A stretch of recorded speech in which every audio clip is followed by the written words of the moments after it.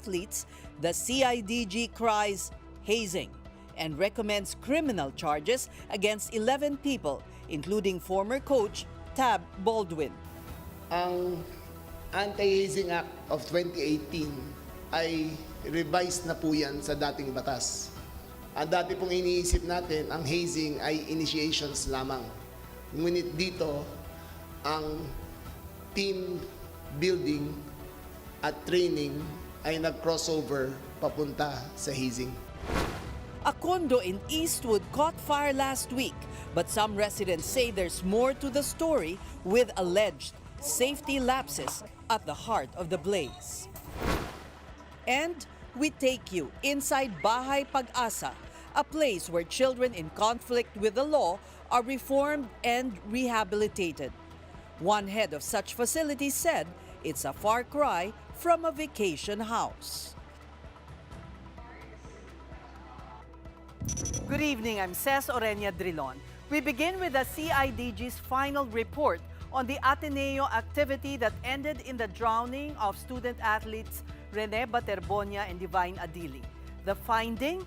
Resigned men's basketball coach Tab Baldwin and 10 others violated the anti-hazing law. Now, they could face criminal charges. The big story tonight from mobile journalist Jazz Paredes. Cover the updates on DILG and After 2 weeks, 100 interviews and 1,200 pages of testimonies, the PNP CIDG released a final report on the Ateneo Blue Eagles team building activity in Aurora. That June 8 boot camp led to the drowning of student athletes Rene Baterbonia and Divine Nadili. The CIDG's conclusion, there were elements of hazing in the incident. As per investigation, new members underwent physical and psychological distress, including Baterbonia, an incoming freshman at Ateneo. The activities were also found to be not just physical, but also psychological, which included instances when participants were forced into calisthenics during bad weather. All these tests were prerequisites to joining the team, very similar to activities for neophytes in fraternities and sororities. Ang Anti-Hazing Act of 2018 ay revised na po yan sa dating batas. Ang dati pong iniisip natin, ang hazing ay initiations lamang. Ngunit dito, ang team building at training ay nag-crossover papunta sa hazing. According to Interior Secretary John Vic Remulla, evidence pointed to the fact that Ateneo's training on June 8 was not basketball-related. We have over 620 pages of testimony, all which corroborate to the fact that they were subjected to extreme weather and extreme conditions which resulted in death. Remulla added, resigned Ateneo men's basketball coach Tab Baldwin had a different testimony from other players in the Aurora activity. Nung tinanong namin si Tab Baldwin kung may nangyari ng ganton dati na muntik malunod, sabi niya wala. However, his former players testified that they nearly drowned. Remulla also revealed that at least 5 of the players interviewed did not know how to swim. One former player even testified before the fact-finding panel that 2 of his fellow players almost drowned when they underwent the same kind of team-building activity back in 2016. Nung nalaman niya na hindi marunong lumangoy, binigyan niya ng information kung paano mag-handle ng rip currents. So alam niya na hindi lumangoy, alam niya na hindi marunong lumangoy, pero tinuruan niya pa rin paano mag-handle ng rip current. So nakita namin na alam talaga niya. He was of full knowledge that this could possibly happen. Further into the CIDG's investigation, it was established that the Ateneo team building was indeed a requirement to become a member of the university's basketball team. It was vital too in building a final roster of 17 players for the University Athletic Association of the Philippines. Of the 20 athletes who joined the Aurora activity, 3 will make it to the Ateneo team that will battle it out in the UAAP. And so the CIDG's recommendation charged Baldwin and 10 others with violation of the Anti-Hazing Act. The possible respondents, including the coaching staff, student managers, the team's physical therapist, even ball boys or utility staff who merely took orders from people that made decisions for the team. DOJ has confirmed receipt of the CIDG's recommendation and vowed to act on the complaint promptly. Kapatid Jazz Paredes, we are One News. Now in other news, we're learning more about a fire that razed a condominium in Libis, Quezon City on June 18.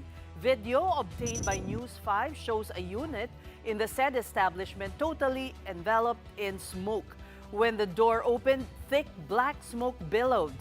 The Bureau of Fire Protection initially reported some residents had difficulty breathing, but according to residents, more than 30 were hospitalized, with at least 5 still in intensive care and intubated. Among them were unit owners from the 29th floor who struggled to get to the rooftop. Yeah, the rescuers were able to bring them down, I think, 4 to 5 hours. So ngayon, na-inhale nila yun, toxic daw yung smoke. Apparently, parang his brain is even swelling kasi may hypoxia, lack of oxygen. Several condo residents complained about sprinklers and vents not working during the blaze.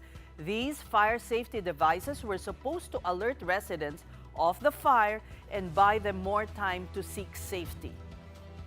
Wala siyang burn sa body. Ang masama, internal ang burning niya.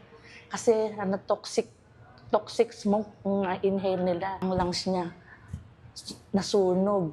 Even yung kidney niya. So, dialysis siya. Pati na in-offer nilang assistant, 100,000. Sabi ko, it's not even 10% ng total niya.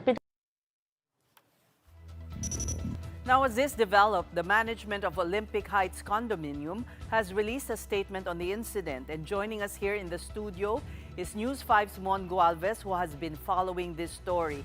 Good evening, Mon. Thank you for coming on the show. Tell us, anong latest development? Actually, it's been almost 9 days since the fire hit the condominium. And mula nung 9 na araw na yan, almost 9 days na yan, Ses, ngayon lang nag-release ng statement itong condominium administration that could appease somehow yung feeling and yung disturbance ng mga residents in the area. That's one of the development na they are saying that they are actually closely monitoring the issue or the incident rather.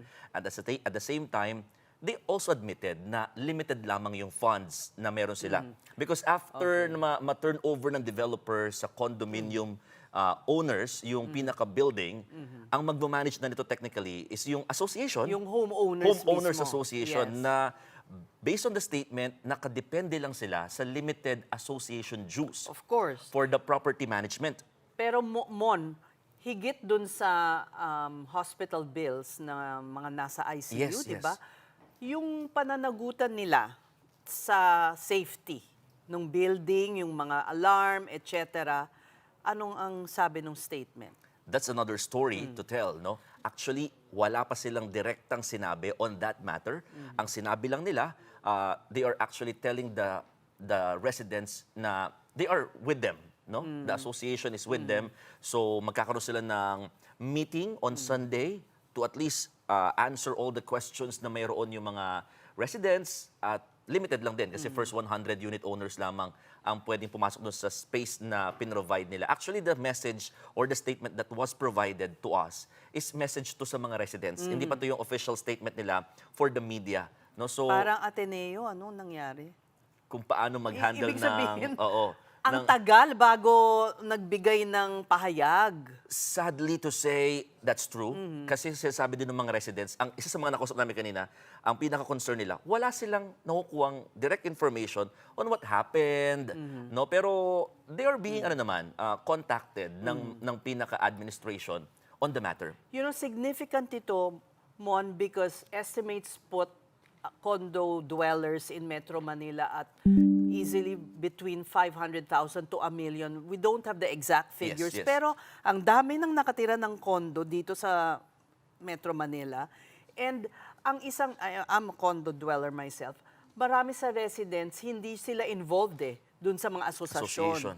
Yeah. So this is a lesson rin. Imagine mo kung lindol, kunyari, di ba? Tapos hindi pala safe. And dapat merong mga drills, di ba? Para masubukan yung mga safety measures na nakalagay dun sa building. Ano ba yung mga sinabi sa'yo ng mga residente na wala?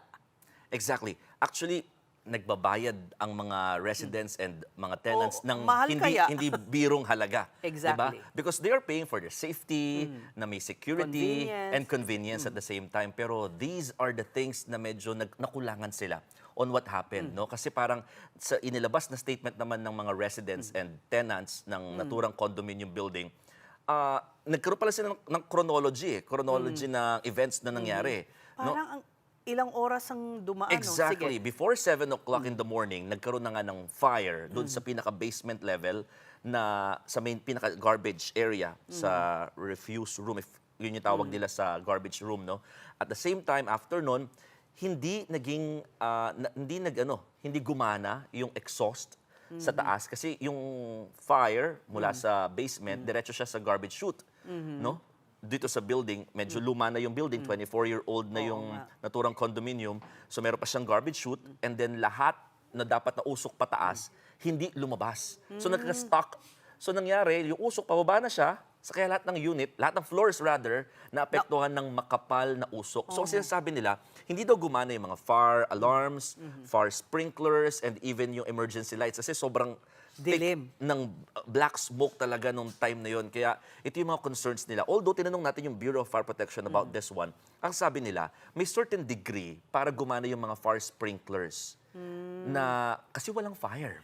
So Smoke it's lang. more the smoke. O anong sabi ng Bureau of Fire Protection? Mas matindi ba ang epekto ng toxic smoke? Yes. Kesa Mas sa matindi ang sunog. epekto ng smoke kasi nga, yung too much exposure sa smoke, I'm not an expert, pero according to the Bureau of Fire Protection, is yun yung makakasunog talaga ng mga internal organs natin, especially the lungs. That actually, yun yung nagki-clear sana ng mga pangit, mga toxic. na hangin. Sobra-sobra na yun na-absorb natin or ng mga victims that time. Imagine from 7 o'clock, 10 o'clock nag-fire out, so 3 hours yun, nababa silang lahat, almost 12 to 1 o'clock na natanghali, ng hapon. So lahat imagine the hours na nandun sila sa unit, kahit nandun sila sa unit, they are continuously inhaling. Hindi dumating ang fire department? Meron, kaya nga na-fire out nila by 10 o'clock in the morning. Pero yung pag-rescue kasi, inuna nila muna talaga ma-contain sana yung fire na nasa basement. Pero yung smoke kasi is there. Continuous din yung inhalation nila dito sa thick smoke na to. And toxic smoke kasi basura. So ano na ang ano naman ang pananagutan ng local government, Quezon City? Ano daw Ang sinasabi naman ng action nila? Ang sinasabi naman ng Quezon City government dito says is they are also one with the residents about sa pag-iimbestiga na sana magkaroon ng masusing investigation on the matter. At gusto nila mapanagot ang dapat managot kasi nga based on the records updated yung fire safety measures na ginagawa dito yung sa mga condominium. inspection Yes, updated lahat. Kaya ang tanong nila, paano nagkaroon ng problema during that time? So ito yung mga iniimbestigahan ngayon ng BFP. At saka paano nagkaroon ng apoy dun sa At garbage? saka kung paano ang inspection na ginawa nila? Exactly. So Kailan daw yung last inspection? ang sabi nila, well, the last inspection hindi nila dinetalye sa akin, pero this year daw yon.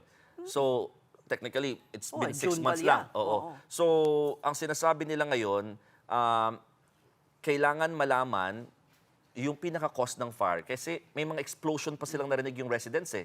So ang sabi naman ng Bureau of Fire, it might be about short circuit na. Kaya nagkaroon na ng mga ganong klase mga explosion. So may iba ng sunog. Doon na nagkaroon. Kasi parang Bukod dun sa una sa basement, nagkaroon ng mga iba pa. Oo, pero Ganun ba? explosion yung narinig lang. Wala pa rin talagang fire in other units. Again, walang naapektuhan na units in terms of fire. Lahat ng units lang ay apektado ng ng smoke. Pero hindi ka rin pwedeng bumalik sa unit mo ng puro usok na Yes, gano'n, for now. Thank you for taking it, no. Kasi ngayon, bagamat nagbigay na ng clearance ang BFP for makapasok sana yung mga residents, pero the management itself intended na wag muna dahil hindi pa nga talaga totally clean Yeah. yung area dahil sa smoke, yung residue niya na iniwan doon sa lugar. And they're continuously asking yung mga experts, mga engineers, and Kung when is it kung pwede safe. na talaga. Kumbaga yung clearance na binigay ng BFP, pwede na kayo pumanik just to get some things but not to stay for a Okay. living. Sige. Mon, at this point, we'll be talking to a resident of Olympic Heights to tell us more about this tragedy. And thank you for coming on to the big story tonight, Mr. Dwight Santos. Hi, Ma'am Stes. Good evening, and evening. thank you for having us. Dwight, I'm also with News 5's Mon Gualvez, who was able to interview some residents and a relative of the residents who are now confined in hospital. Now, I'd like to ask, before we go to the fire itself, may fire insurance po ba ang inyong asosasyon? Well, ano po, as a resident, hindi rin kami masyadong privy sa ganyan. But I would assume meron sila dapat. And from what I've heard, yung unit owners of the individual units, supposedly dapat meron din silang yearly fire insurance, which is separate from the entire building. But sa association dues, hindi nyo po nakikita yung mga ina-itemize yun eh. Na, On our end, hindi po kasi we're renting, so tenants po kami I nung see. sa unit. So a big percentage din po kasi nung nakatira dyan are just renting. So tell us about your experience on that day. 9 days ago na no po. Yes, correct. 9 or 8 days. Yeah. So medyo traumatic po pero so as a resident, I'm here to share at least our point of view and sa mga nakausap namin. So on that day around 7 a.m., we woke up to the smell of smoke, not any sound or alarms. And akala namin we left a charger or any appliance, so chinek namin. Groggy pa from sleep when we opened our door to the living room, puno na siya ng smoke. So we started looking around. Pagbukas ng front door, there was a wall of black smoke na pumasok into our unit, which immediately you can feel it in your eyes na mahapde, hindi mo mabuksan yung mata mo. Pumasok siya sa nose and throat namin na you can't even speak. So nagbukas kami ng bintana. Ganun po yung Yes. epekto. You cannot speak agad Yes. kahit na sandali. I'm sure sandali nyo lang binuksan ang pintuan. Yes po. Siguro 2 seconds maximum kasi nakakatakot po eh. Pag by black smoke pumasok, sinarada namin agad. We tried to open more windows, open the electric fans para lang lumabas. And nagkulong kami sa master's bedroom para at least may protection. We brought in our pets doon. And parang we started calling our friends on the group chat. Ano ba yung nangyayari? Baka makahingi ng tulong. And same din yung experience ng neighbors namin at the top floor. Sila How yung nasa long ICU were you in right the now. building po? How long were you trapped in Before your... you were evacuated. Yeah. Yes. So I only know from when I woke up, may smoke na. But we were there from morning up to around 1 or 2 p.m. What? Yes. And I am sure may mga nagsasabi, hindi ba't di kayo bumaba ng fire escape? And some of the people nakababa po, especially sa lower floors. Kami, we are on the 24th floor. Oh but my. also we were worried na yung kung ganun po yung effect ng smoke in 2 seconds, paano po kung nag-pass out kami sa fire escape or madulas kami, wala kaming makita. Kasi doon sa group chat nakikita namin, pati daw fire escape puno-puno na smoke, hindi sila makalabas. So in the end, parang tama yung decision nyo to just stay put. Kung hindi, baka Yes. nasa ospital kayo ngayon. Yes po. Tinry lang namin as much as possible na takban ng wet towels, yung door gaps, magtakip ng wet clothing para lang hindi malanghap lahat ng usok. Pero even then, madami kaming nalanghap in that 4-5 hours there. Actually, yung mga na-hospital, Ces and Sir Dwight, mga nagstay lang din sila sa unit, pero yun nga, because of the long hours na nagstay sila doon, yun yung dahilan kaya sila na-hospitalize. Pero Sir Dwight, I think another reason din is yung smell, di ba? Yung amoy ng smoke, kaya nahihirapan talaga din kayo in just 2 seconds na sinasabi mo kanina. Pero ngayon, naglabas ho ng statement, yung management, yung administration. What's your response Yes. to that, sir? I think ngayon lang sila nag-release ng ganitong klaseng message to the residents. Correct. So, actually, yan po yung, when I was talking to the other residents affected, ang gusto lang sana namin is communication lang po muna. This is a good first step. Medyo delayed po. Lampas na ng 1 linggo.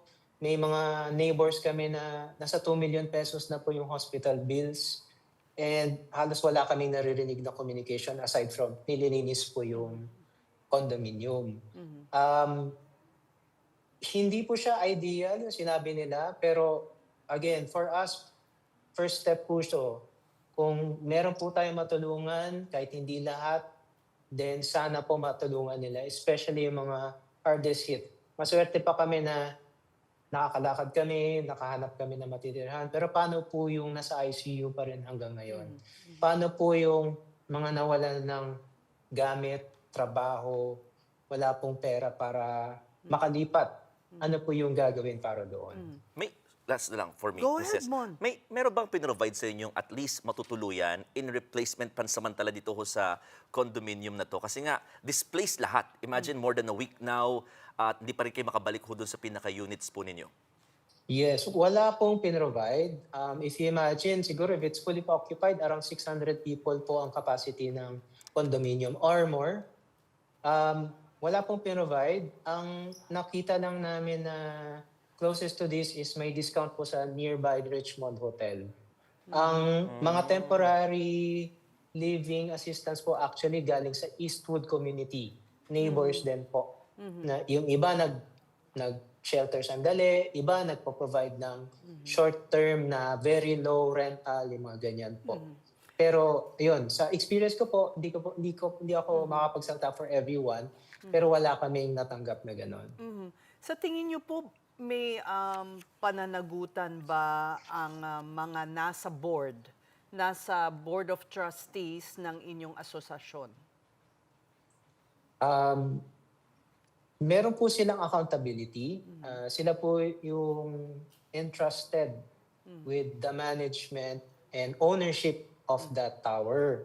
So, I'm not a lawyer, pero at the very least po, they owe it to the residents and the homeowners na ano ba yung dapat gawin.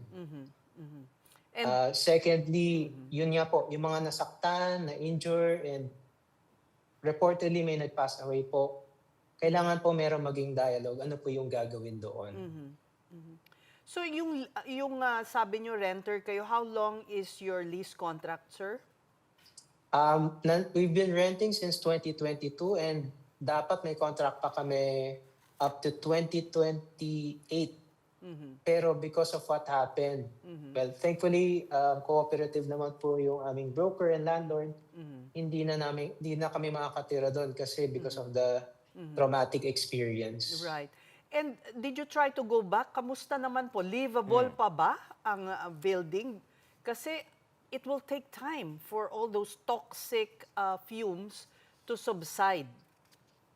So yung last time po na bumalik kami, you can only go to the condo 10 minutes at a time. Kasi toxic pa po talaga. And tinry po namin kumuha ng essentials, yung mga valuables like passports, yung mga ganyan. Pero at the 10-minute mark talaga, Ma'am Ses, Sir Mon, nahihilo na po kami nung time na yun and nakamask pa kami. So toxic po talaga siya. Okay, ngayon po, if I may ask, how many are you living in your unit and kamusta naman ang inyong kalusugan ngayon? So kami po, dalawa lang kami ng wife ko and our 4 cats. Kaka-check up lang namin sa doktor. Medyo na-trigger po yung aming asthma. But again, we were luckier. Yung side namin on the tower, less po yung smoke. But the side yung sa D Kabila. and C, doon po talaga yung tinamaan ng malala. Kamusta yung mga pusa po? Hindi nyo nabanggit. Opo. So far, okay Your naman po pets are sila. good. Medyo inuubo-ubo. Pero thank you for... Nandito po katabi ko, natutulog lang. Okay, so ano po kaya ang maibabahagi niyong leksyon sa mga kapwa Pilipino na nakatira? Marami na tayo ngayon na nakatira sa condo. So ano Yes pong what can we learn from this? Well, from yung experience po na to, I guess the first thing is start asking your building association and the property management, kamusta po talaga yung disaster preparedness nila. Iba po kasi ang mga fire safety drill sa totoong buhay, sa na-experience po namin. But the other... sorry to Yes, interrupt. po. I just want to ask, meron bang safety drill po sa Olympic Tower? Na ginawa. So quarterly, there is a fire safety drill. And during that time, maririnig nyo naman po yung fire alarm. But yun nga, during the time na nandun kami, binuksan namin yung pinto, wala po kaming narinig. I do not know what yung case was for that. Pero kasi kung malakas po yung alarm, nagising po kami. Yeah. Kung hindi kami nagising doon, baka hindi na kami nagising talaga. Oo nga, baka puro usok nang nalanghap ninyong ano. You're still lucky. Pero to continue po, if you can share what other condo dwellers can learn from your experience. Yes, actually, a good friend actually talked to us earlier. Start asking both the building and your landlord about fire insurance. Accident po talaga, emergency po yan, hindi natin mapipredict kailan mangyari. But the insurance will help a lot if you are the owner, kasi at least mare-repair, masasalvage nyo pa yung condo nyo. And for the tenants, it's benefit for you when you get displaced, lose your ability to work, or Yeah. get hospitalized. Right. And lastly po, important din po na makihalubilo within your community. Malaking tulong po yung mga taga-Eastwood. Sila yung nag-show up po sa ground floor, may dalang tubig, may dalaw po silang wipes and cat litter para sa mga pusa namin. Para tulungan kami, punasan sila, para makainom ng tubig. And even yung emotional support po, na during the crisis, malaki po yung effect. Oh, that's good to hear. Better cooperation from the community rather than from your association. Opo. Sorry to say. Sana po, di ba, parang in a perfect world, perfect response yung building admin. But as people po, in a crisis, sabi nga ng friend ko, pagiging tao po yung kailangan. Yes. Actually, kung wala po yung mga friends namin nung time na yun, akala po ng firefighters wala ng tao sa floor namin. So na-message pa namin sila, uy, nandito pa kami, hindi pa kami nare-rescue. Kaya may bumalik po. I'll add one to that, Yeah, sis. Kasi go ahead, nung Mon. during ng fire incident na yun ang sinasabi din ng mga fire rescuers, that time mga volunteers, na hindi identified kung sino ba yung may mga senior citizen.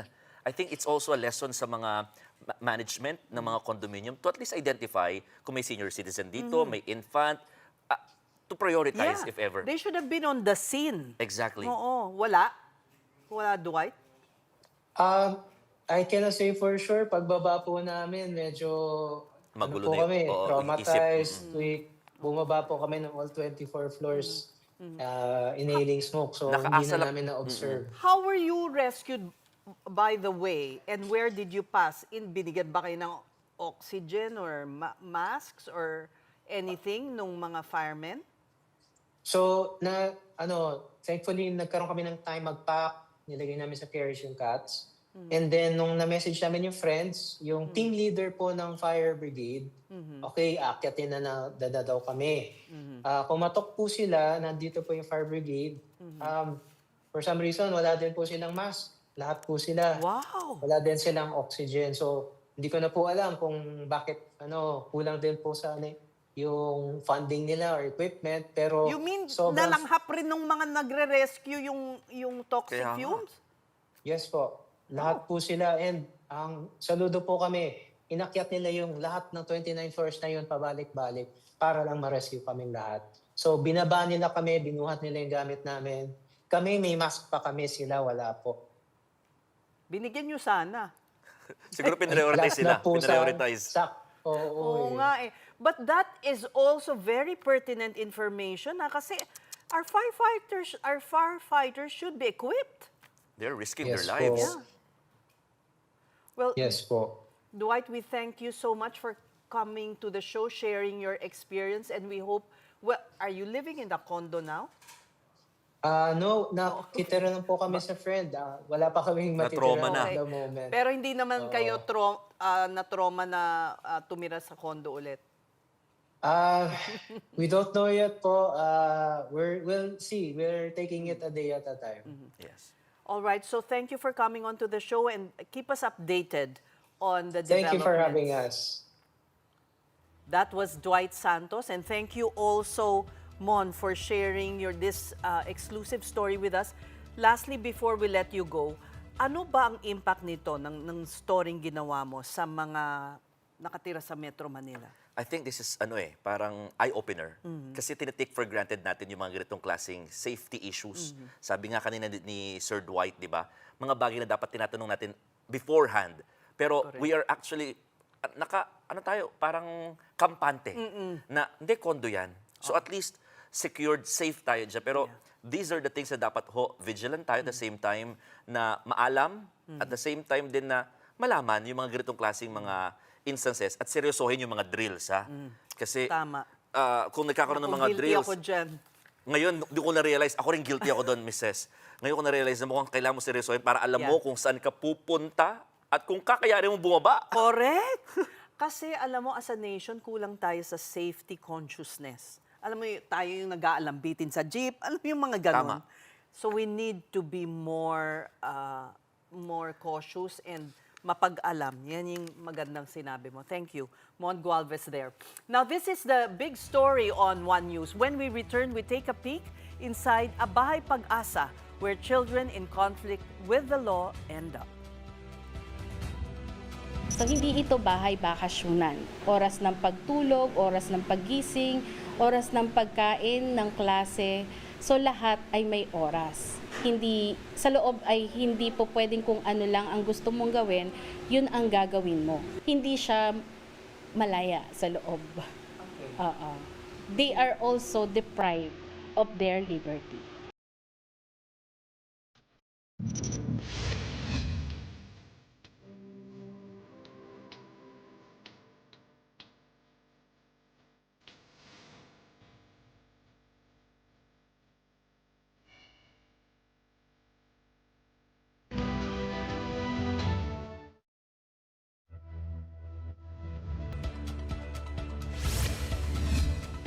Class of 2026, kumusta po kayo?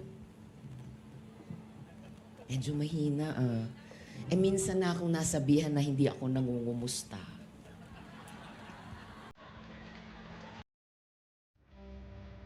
Senator Risa Ontiveros there at the graduation ceremony in Camarines Sur. Her statement seemed like an allusion to colleague Pia Cayetano, who earlier complained about members of the then minority bloc not checking on her and others. That's when they were caught during a shooting incident inside the Senate on May 13. Recently, Ontiveros and Cayetano also engaged in a testy exchange over a hospital detention bill. More stories now. A Senate inquiry begins next week into the high school shooting in Tacloban City that left 3 students dead and 20 others wounded. The July 1 probe will focus heavily on digital radicalization and the role of the ultra-violent mobile game Gore Box. Investigators confirmed one of the 2 suspects, a 14-year-old, was an avid player of the game. The online app has since been temporarily blocked by the Cybercrime Investigation and Coordinating Center. The Germany-based developer of Gorebox, Felix Philipp, officially declined the Senate's invitation to attend. In a letter to the committee headed by Senator Risa Ontiveros, Philipp stated that after careful consideration, he would not appear in person or via Zoom. He stressed the game is rated for users 18 and above and is not intended for minors. Ontiveros is disappointed over Philipp's reply and is now seeking assistance from the German embassy to secure the developers' cooperation. Beyond the game, the Senate probe aims to uncover how both underage shooters access highly lethal firearms. Ontiveros' committee will also take another look at juvenile justice laws for heinous crimes, the Anti-Bullying Act, and the use of social media among minors. There are calls to lower the age for criminal liability, but the Juvenile Justice and Welfare Council said that reform, not prison, is the answer. At the moment, there are rehabilitation centers for young offenders called Bahay Pag-asa. One such facility is Molave Youth Home, And News 5's JC Cosico takes us there in this report.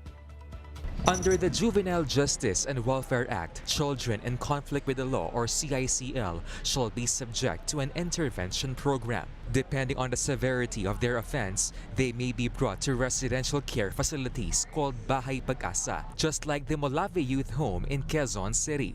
To date, there are 138 CICL in the center. They were involved in drug-related offenses, robbery, rape, and murder, among others. The CICL are in a dorm-like setup, each with their own bed. There is a mess hall where they share meals. However, their activities are limited and are always guarded. Wake-up call is at 4 a.m., lights off at 9 in the evening. CICL families are only allowed to visit twice a week. Talagang ini-instill natin ang disiplina. So hindi ito bahay bakasyunan. Ito ay facility kung saan nagbibigay ng reforma para sa mga CICL. Nagsisimula ang lahat ay may oras. Oras ng pagtulog, oras ng paggising, oras ng pagkain, ng klase. So lahat ay may oras. Hindi, sa loob ay hindi po pwedeng kung ano lang ang gusto mong gawin, yun ang gagawin mo. Ikaw ay nararapat at ine-expect ang bawat residente dito na sumunod sa rules and regulation ng community. Hindi siya malaya sa loob. They are also deprived of their liberty. CICLs undergo individual counseling, educational services, and life skill sessions at the Molave Youth Home. There's also home life training where they are encouraged to engage in household chores, and a livelihood training where they are taught to paint, sew, and make handicraft.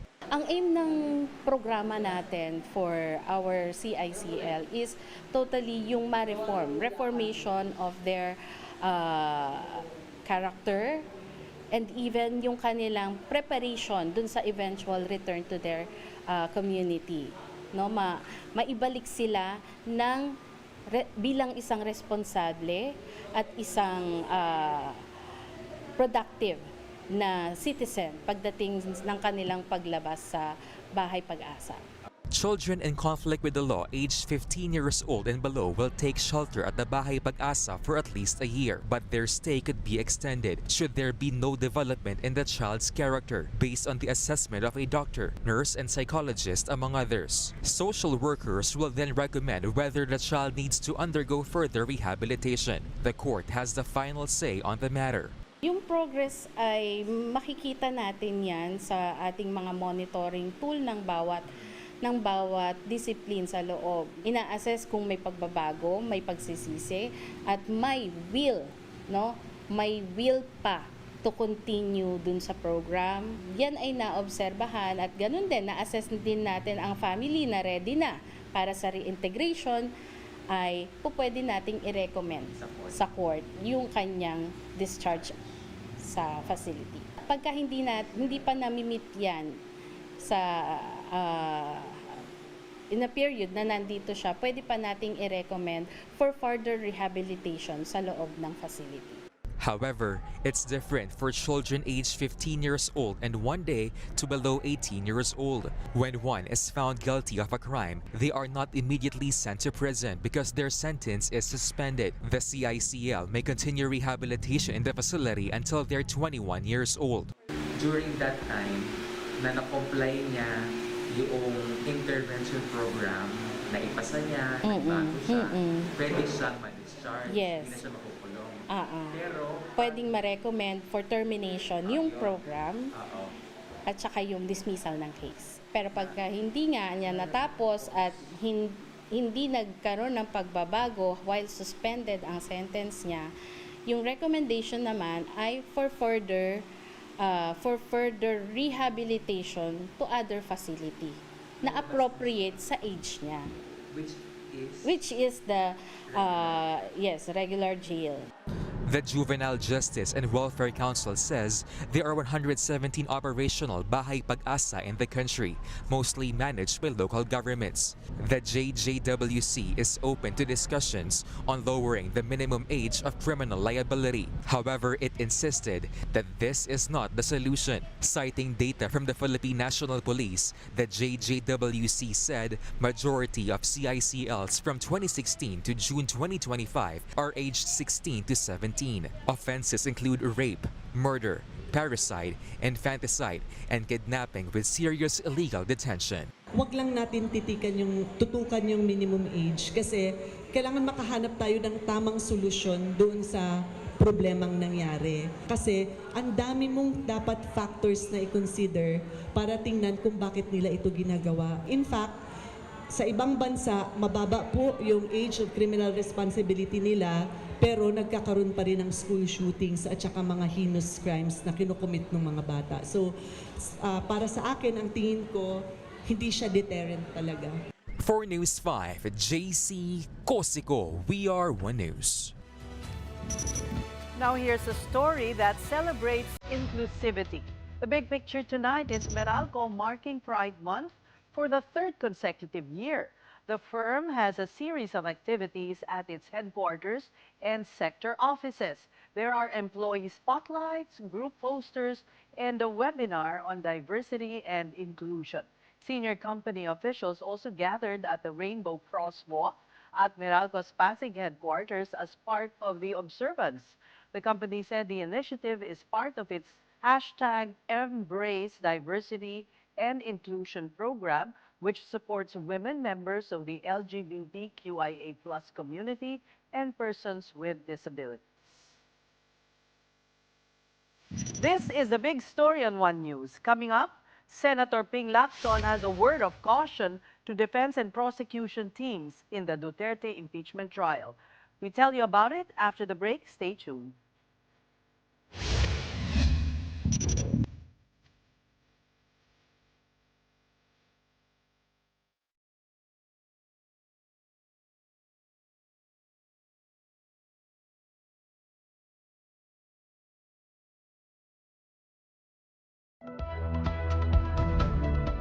We have over 620 pages of testimony, all which corroborate to the fact that they were subjected to extreme weather and extreme conditions which resulted in death. Nung tinanong namin si Top Baldwin kung may nangyari ng ganito dati, sabi niya wala. However, his former players testified that they nearly drowned. At dati pong iniisip natin, ang hazing ay initiations lamang. Ngunit dito, ang team building at training ay nag-crossover papunta sa hazing.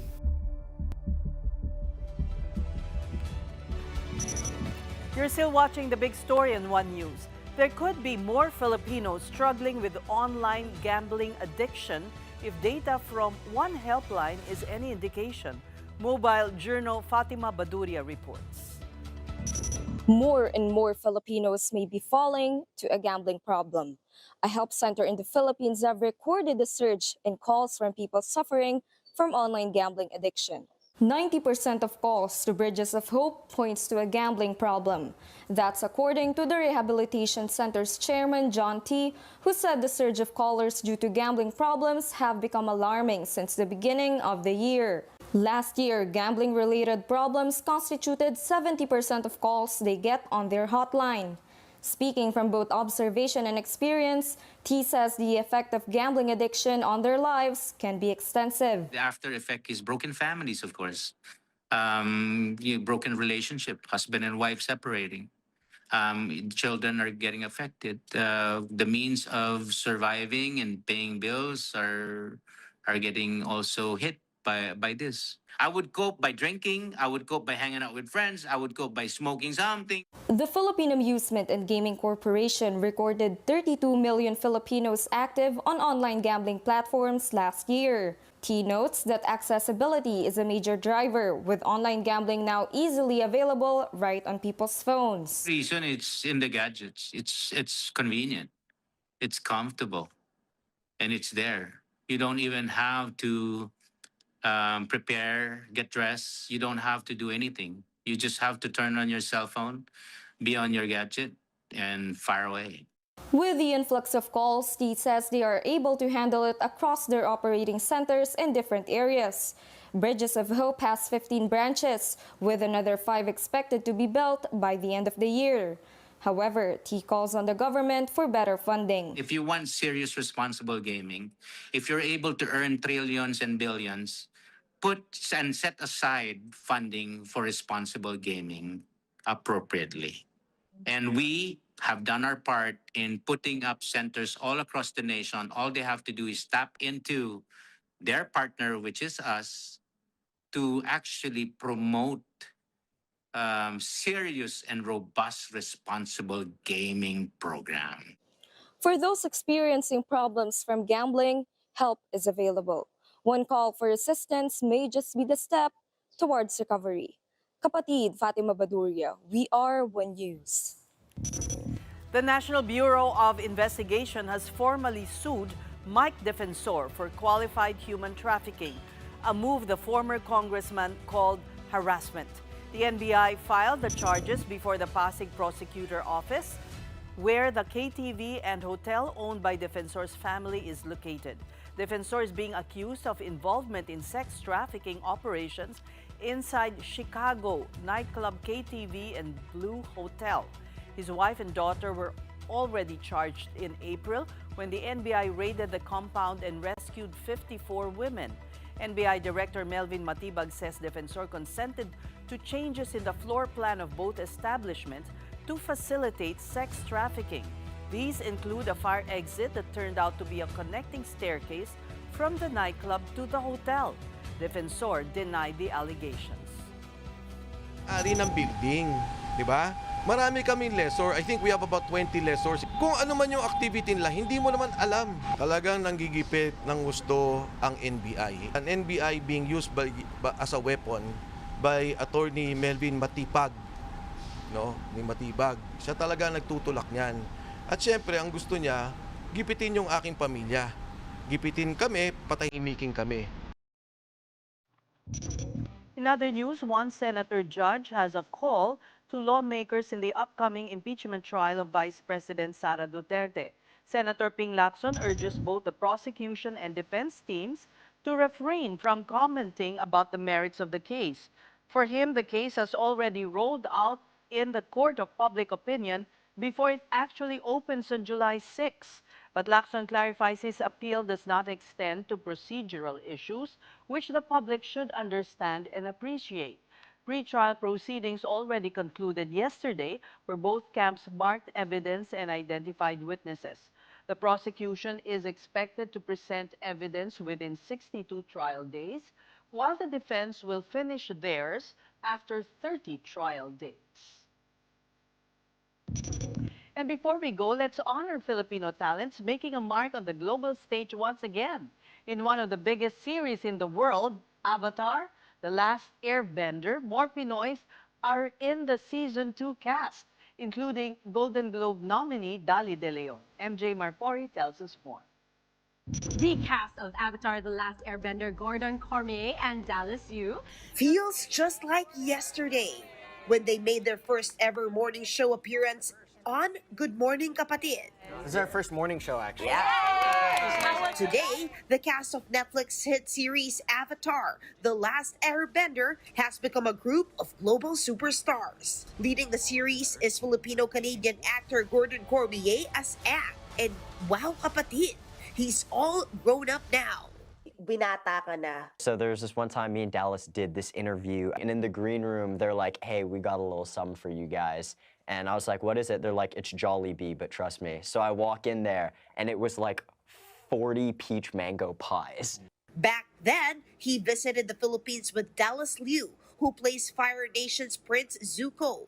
And even though their characters are rivals in the series, Dallas shared that some of his favorite memories with Gordon were made during their visit to the Philippines. The morning show was really cool. I just remember being able to like spend time with young Gordon at like the that like the Netflix offices. Those were they had such a wide variety of snacks for us to try. I like introduced him into the gym and like working out while we were out there.